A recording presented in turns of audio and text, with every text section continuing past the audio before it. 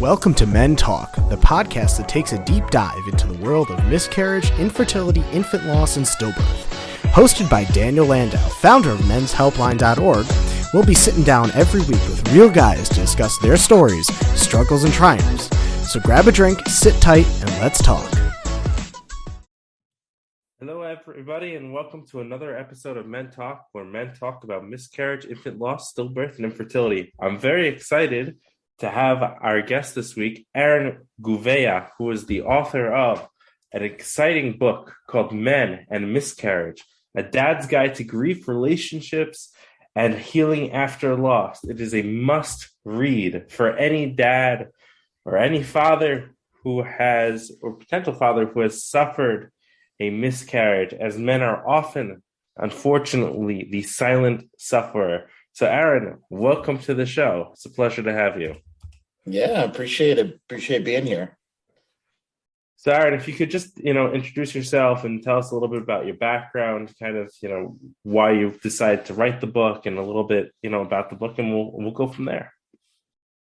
Yeah. So, I'm a dad of three boys, been married for 16 years. I'm out in Massachusetts, a little south of Boston. And like a lot of people, we had a very rough road, kind of at all points, a miscarriage or two before we had our first, and then a lot of trouble, hence the 5.5-year gap between our first and our second. And then, a couple after that. I think we had, I have 3 healthy children, which is, I'm eternally grateful for, but my wife was pregnant, I think 8 times in 9 years. So, we kind of went through it all. We went through the infertility, male infertility. We did IVF to get our second, and it was pretty awful. I can't really sugarcoat it. Pretty awful, a lot of the parts of it.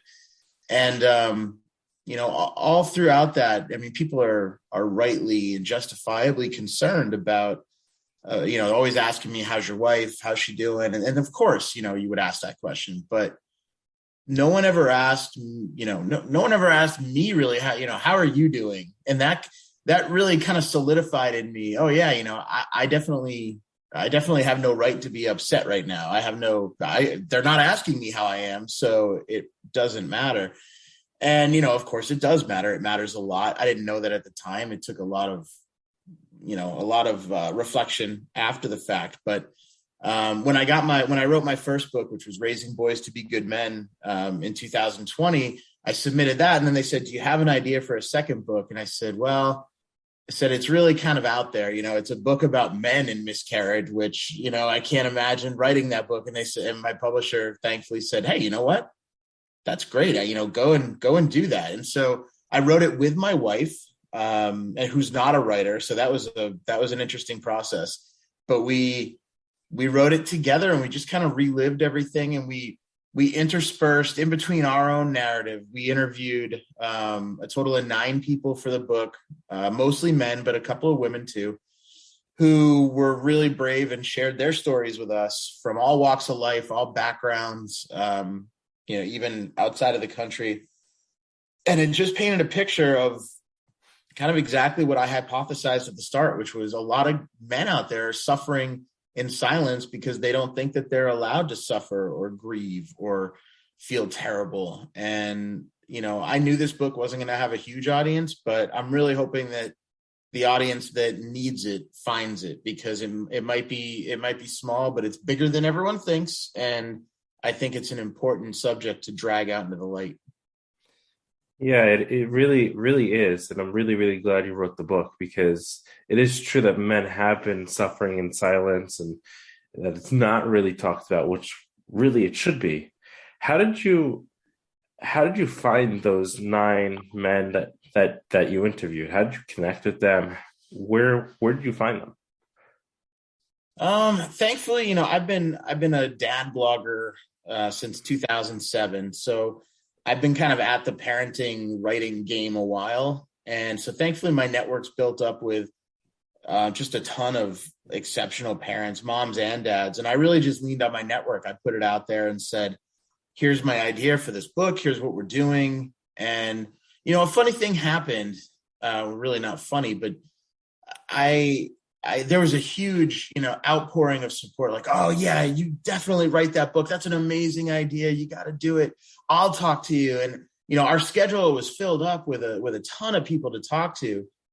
And one thing we noticed was that kind of one by one, when it came time for that Zoom interview or that phone call, it was, oh, geez, I'm sorry, I can't do it. Oh, I had something come up. And I'm sure that people did have stuff come up. Everyone's busy and it was a pandemic. But I have to believe that some of it was just getting ready to relive all that stuff was just very, very tough, because I'll tell you, it was very tough writing this book and rehashing everything that I felt, things I was in counseling over and still am in counseling over, frankly. So I imagine that, I was really hoping we'd have 50, 60 people maybe, because that's what was ultimately, that's the number that we started with. And a definite trend was like, oh, you know what, maybe someone else can talk about this. And I don't blame them.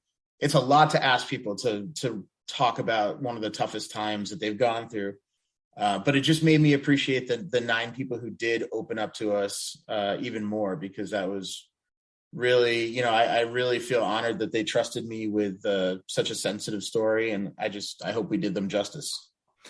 Yes, it's definitely true that it is really difficult for some people to rehash it. But at the end of the day, we know that these type of things, whether you're going through IVF and suffering a miscarriage, the whole journey to rehash is difficult. But at the same time, it will always come up, whether it's a birthday, whether it's, a due date, whether it's sibling having a child, no matter what it is, that grief always comes up.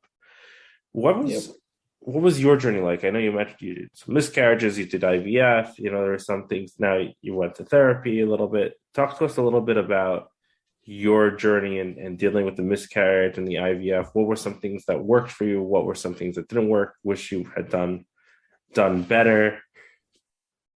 Yeah. Oh man. Well, I mean, we had losses all over the map. So most of them were early losses, less than 6 to 8 weeks or less. The first one, I remember, it was just so you've never gone through it. And so it just kind of hits you out of the blue, but you're young and you're hopeful and optimistic. So that one, I really didn't, it hurt, it stung, but I didn't think too much on it. But then you get to some of the other one and it keeps happening, and all of it, you just little by little, you start losing hope. And then we had a kid, we had our first in 2008, and that was amazing. And I thought, gee, we're over the hump now. But then, you have 2 or 3 more after that. And one of those was a second trimester loss, I think it was 17 weeks. So, and, we had gotten the all clear at 12 weeks, and we had announced, and we had told friends and family. And I think it might've been like 24 hours after we told people, we got a call from the radiologist saying, hey, we don't know exactly what's going on, but we did notice something in the ultrasound that we didn't see before. So can you come back in? And of course, we came back in, and sure enough, it was sirenamelia, which is mermaid syndrome, where the legs fuse together and there's no kidney, no bladder, no, whole bunch of body parts that you need to live. And we were told, we went to the best doctors in Boston, and they said, look, this is really rare. It's 1 in 100,000 chance. It's not something that we see often, but there's no chance at viability here. So that one was, that was exceptionally tough, on top of all the other losses that we had, because we really thought we were in the clear, and we had both, uncrossed our fingers and, gotten our hopes up and really started thinking about it. And then to have that happen, and to make it worse, we were given a choice. They said, we can get you into the hospital in 2 weeks, but at that point you're 50-50 on whether you have to actually deliver, or you can go to an affiliated clinic and, have a termination. And so, my wife ultimately chose to, go to the clinic, and we were accosted by, even in, Blue, Massachusetts, we were accosted by anti-choice sidewalk protesters who were just, that's some of the the cruelest treatment I think anyone can really endure is on the worst day of your life when you've had all that loss, and now it's compounded by strangers who have no idea your story or your background or the fact that you want this baby, screaming at you and calling you all these names. And you asked what worked. That was probably one of the worst days of my life, but looking back, it was actually a real turning point for me, because I was struggling to find any kind of meaning or any kind of redemption in anything, even though we had a kid, and I was very much feeling grateful for the one we had. You can't help but be hurt by all this loss. And when that happened, I was a newspaper reporter at the time. So I was, very aware of my rights and what I couldn't do. And obviously you can't go into surgery when someone's having that procedure. So I went back outside. This is 2010. It was the first cell phone I had that took video. And I recorded myself peacefully and nonviolently, but firmly, questioning these protesters and what they were doing. And that video went viral to the tune of, 1 million plus hits. Wow. But more important than that, the comments and the emails that I got from random people all over the world.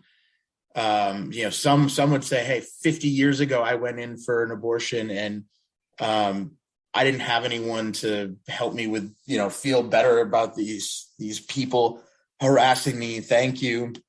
And these other women that shared their stories of loss, and even men who said, God, I've been in that spot. I escorted my wife through there.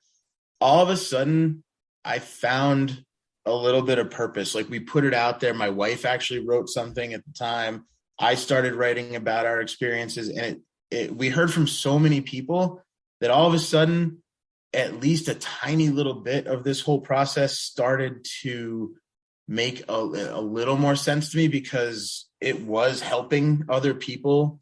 And that was important to me. And that really, I turned a corner that day, and I really started writing more about these issues and opening up about pregnancy and, being a dad and being an expectant dad. And it kind of opened the floodgates for me and led to some great opportunities writing in Time and HuffPost and Washington Post and a whole other bunch of places. So for me anyway, I needed to find any kind of good, any kind of silver lining, any kind of way that I could turn it around and feel like I was making a difference or helping people.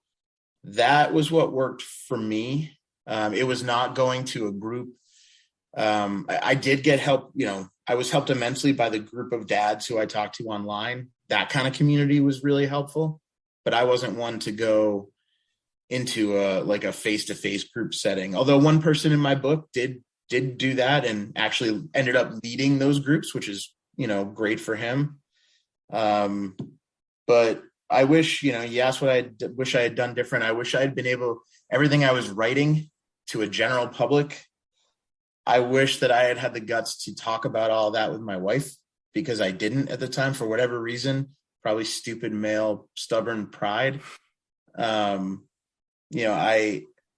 in a way, I was writing all that to my wife because it was all the stuff that I couldn't say directly to her. And I know that sounds insane to say you published it and, sent it to 1 million people. How come you couldn't talk to your wife? I don't really know. I mean, it's a big difference, like hitting send on a blog post and having to go face to face to your wife and tell her that, because she's hurting, right? She's hurting big time. And now you have to tell her, hey, I know I'm supposed to be your rock, but, I'm hurting too.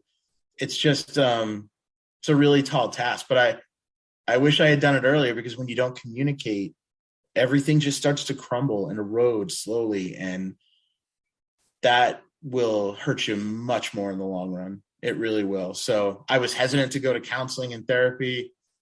Eventually I did. And it was, I still go. It's one of the best things I could do. And as soon as I got it through my thick head that asking for help was not a sign of weakness. For men, it's a sign of strength, and we're not trained to see it that way. We're in fact, the opposite's true. We're trained to see it as, stop being a Sally. You can't handle your own problems. Well, no, sometimes we all need help handling our problems, and trying to be the best man and father and husband that you can be. I mean, that's the epitome of strength. There's nothing weak about that. That's what a strong person should be doing, because we all need help sometimes. So I would say communicate, find your community, find any kind of silver lining you can, and just please talk to your partner, please, because that's number one. What you were saying is so, so powerful. First off, I can't even imagine what it would have been like walking into that clinic and having protests right in front of me. I mean, you would think people would just, I get where they're coming from. There's pro-life, the anti-abortion, but still, you have no idea what a person is going through walking into that clinic. I mean, that I can't even imagine how traumatizing that would have been. But you are 100% right. Talk to your partners about this, because if you boil it up inside, you just hold on to it and hold on to it. I was talking to someone, the other day on this podcast, and he told me, I boiled it up inside of me so much I couldn't communicate with my partner or my spouse, and I turned to alcohol, and we just couldn't even communicate. I mean, the more you talk to your partner, the more you find the outlets, the more help you will be giving yourself, the better spouse you'll become, the better you'll be able to communicate, the more powerful the experience, it will be, and it will help you in the long run. And unfortunately, the book does have a decent amount of those stories from the people we interviewed. One guy said she after the DNC, she sent him out for, I think, some medication or something. And, he got the medication, and then he was feeling it, and he didn't know how to deal with it. So he stopped at a bar and he had a drink, and then a few more drinks. And then next thing you know, he's, cars on the lawn, and he's throwing up in the bushes as his, hurting wife comes out and says, "What the hell is wrong with you?" And that's a low point, and they were not together anymore. There's, miscarriage, infertility. It's ended relationships, many relationships, because it's tough to deal with. So you got to get out in front of that, or else it'll tear you apart. Yes, you do. It is really unfortunate how these life occurrences can either tear you apart or bring you closer together. I've heard many stories of it tearing apart couples, but also at the same time, it brings you so close together and makes you a stronger couple, because these life occurrences, if you communicate and you talk to one another and you get through it, it brings you so close. Yep, battle tested. Absolutely. In regards to going through the procedure, do you hope in the future that the clinics, the hospitals will allow you into the procedure room? Like, one of the hardest things for me, especially through the fertility and the miscarriage, is when my wife was going through the process, I wasn't allowed in the room. No one ever asked me how I'm doing. I wasn't allowed to really be there when she's going through this. I was told to step aside and you'll see her in recovery. Do you hope that the hospitals would allow us to scrub in? Yeah, it's an interesting question. It's not something anyone's ever asked me before. And I'm not a health professional. I have no idea how onerous it is to have somebody who's not involved in the surgery in there. I mean, would I have gone if they had offered me that? Of course I would have. I would want to be near her the entire time, just for comfort and reassurance. But at the same time, and I'm not a surgeon or a doctor, but if a presence like that is going to be a distraction or a hindrance, then, I guess I can understand it. And I certainly don't want to be the cause of a doctor slipping up or being uncomfortable. I want them to do their jobs as much as they want. So I don't know. I can see both sides, but I will tell you, if offered, yeah, I would have gone in. Absolutely. What else would you have liked to done differently, or advice aside from the communication, on the fertility side, on the miscarriage side, having one and then leading to another miscarriage, unfortunately? What did you learn from the first to the second? to the third? Are there things that you learned from each one that? I think I learned that each one is different, and honestly, I'd say each reaction that I had anyway was different, and the way we handled each one was different. So, for instance, I think you kind of live, learn, and evolve from these things. I'm somebody who likes to share good news immediately, right? So as soon as we found out we were pregnant the first time, I told everyone, like, positive test, boom. Next day, we were like, we're pregnant. We'll tell anyone who will listen, strangers on the street, anybody.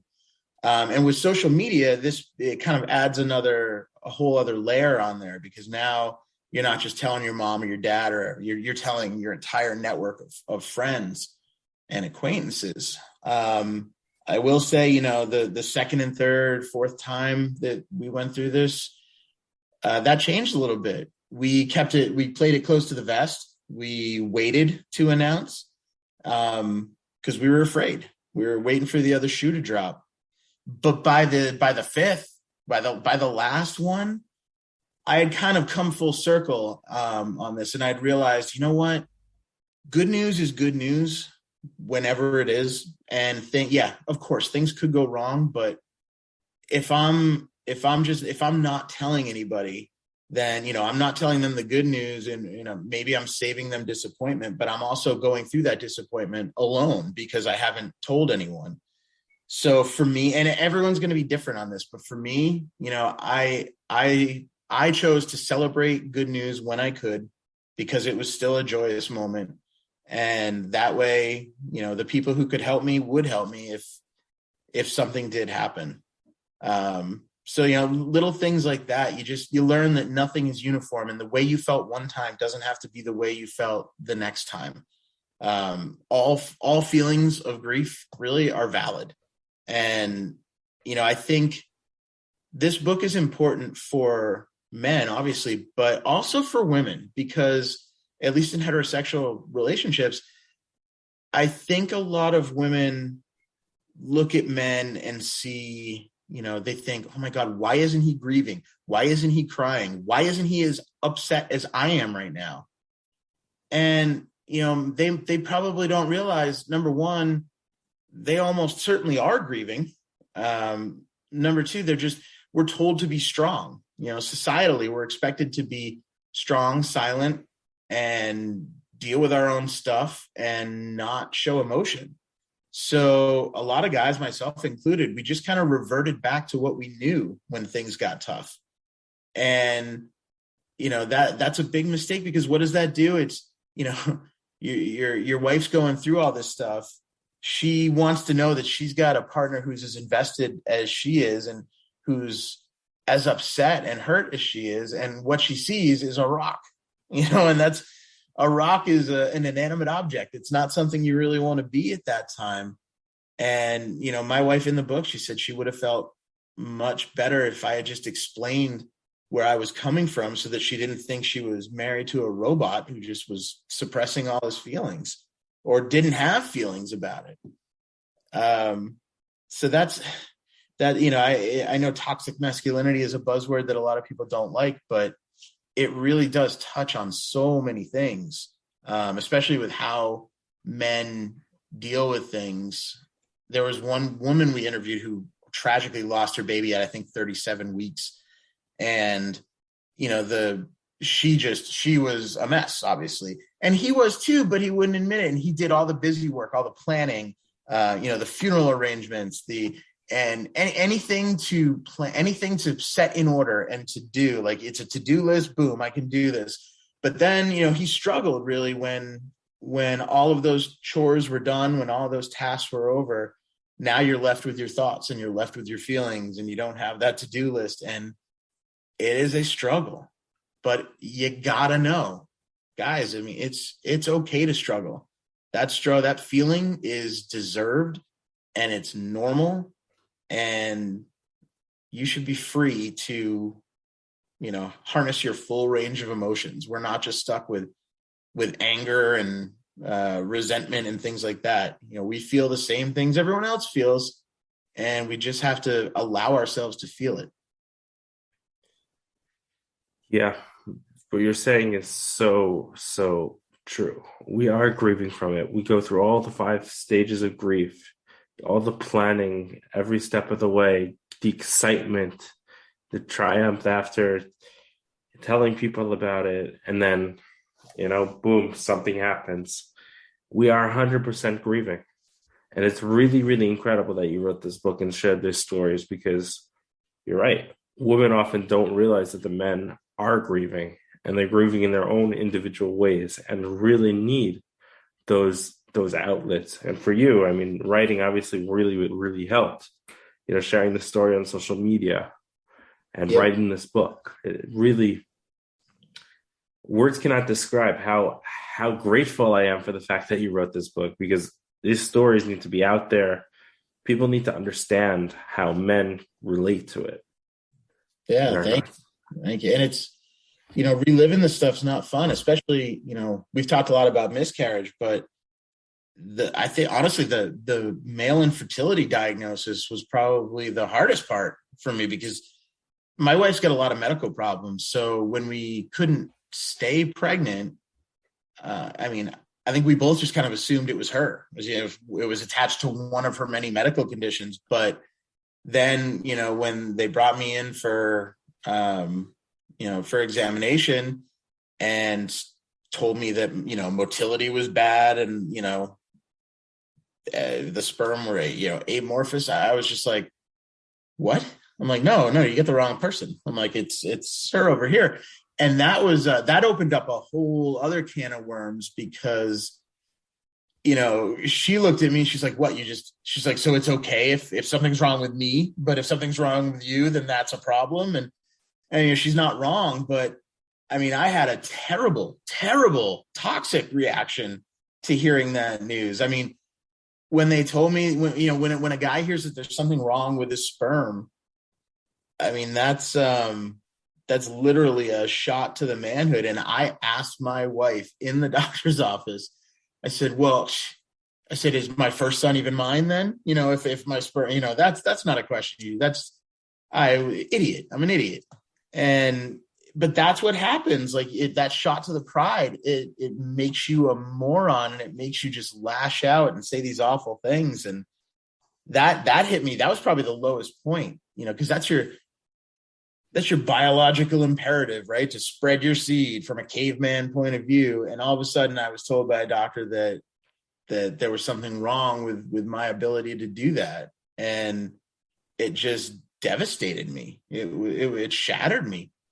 And it took a long, long time to go to a counselor. And in the book, my wife details the fact that I was actually tricked into going to a counselor.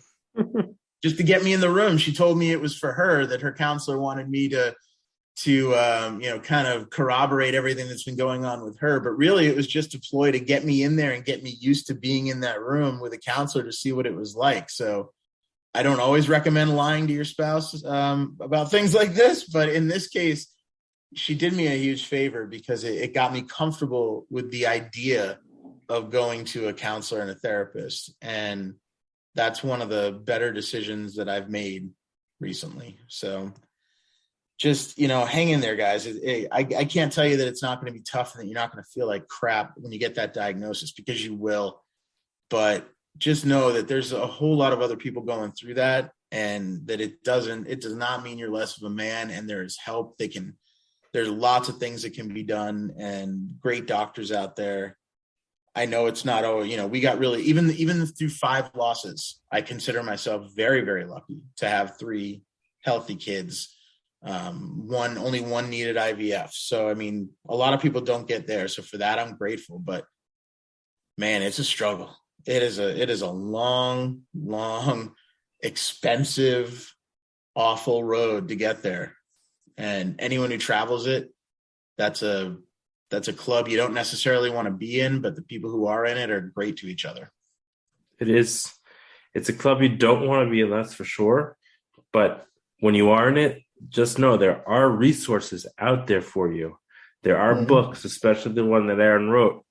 And there's a community online, there's podcasts, there's, local meetups in your communities, there's retreats. There's so much out there for you. And guys, seriously, don't be afraid to ask for help and to connect with one another, because your voice is the most powerful thing that you have.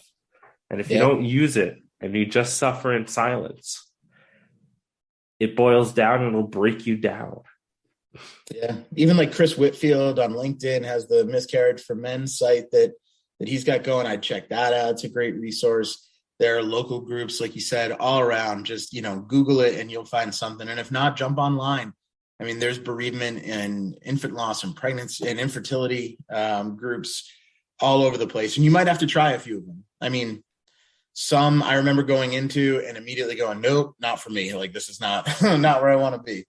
But, you just got to try some things out and be open to different people and experiences, and you will eventually find your people and they will help carry you through this, because without people, man, it's an even tougher road. It is. People are key, especially, you were talking about numbers. The statistics don't lie. 1 in 4 pregnancies end in a miscarriage. 1 in 8 couples struggle with infertility.